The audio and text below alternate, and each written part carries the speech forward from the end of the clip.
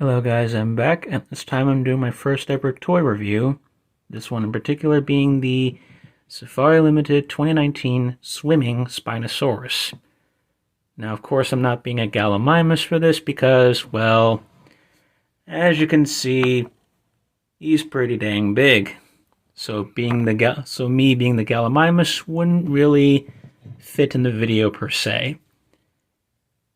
Now, of course, there are plenty of reviewers who've done, the history of Spinosaurus before, so I may as well skip that section of the video and go straight to the details. Now, of course, even though this is slightly inaccurate, especially with how the tail is, like the design of the tail being more like a crocodile rather than the new reconstructions that have a sort of tadpole-like tail for Spinosaurus, I'd still think this is one of the best Spinosaurus models to date.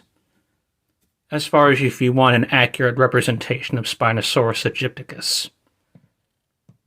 Now, of course, you have the newly discovered, or at least the new details of or at least recent details of having a little crest on the top of the head, a long, narrow, crocodile-like mouth with long, conical teeth designed for holding on to slippery prey, as well as the sort of sailboat-shaped sail on its back, or sort of sail shape on its back, resembling like that of a, I don't know, like a regular kind of...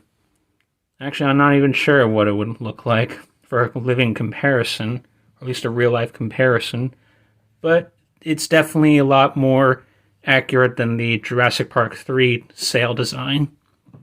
And of course, on the hands, you have the exceptionally large thumb claw that Spinosaurus had for helping them basically just flick fish out of the water, or even just skewer them onto their hands, potentially.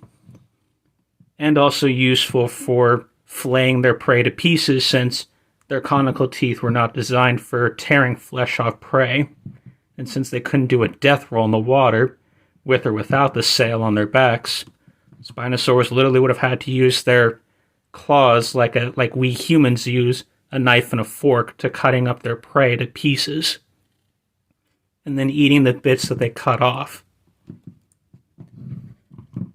And what's unique as well is that this Spinosaurus also has somewhat webbed feet like a duck. So, I'm not sure if there are other Spinosaurus figures that do have this feature on their feet, or at least accurate Spinosaurus figures that have this sort of webbing on their feet, but I think it works really well for a semi-aquatic, or at least a mostly aquatic predator. And of course, the tail, while being crocodilian in design, I still think that despite it being slightly inaccurate to the newer reconstructions, it still somewhat works, because when people think of Spinosaurus, people think of it as, outside of Jurassic Park 3, they think of this large theropod dinosaur with a long, narrow, crocodilic skull like that of the modern-day gharial, as well as a long crocodilian tail. Even the underside has crocodilian-like details too, even though the rest of the body definitely would not have had crocodilian-looking scales. I would at least say the tail would have at least somewhat had crocodilian-like scales, as well as the underbelly, maybe, but that would be it. But outside of that, I think this is still a pretty good representation of Spinosaurus aegypticus. The large, or at least, well, if you go by length anyways, the largest theropod dinosaur to exist, if you go by length measurements. I hope you guys enjoyed, and I'll be back as a Gallimimus in the next videos. See you then.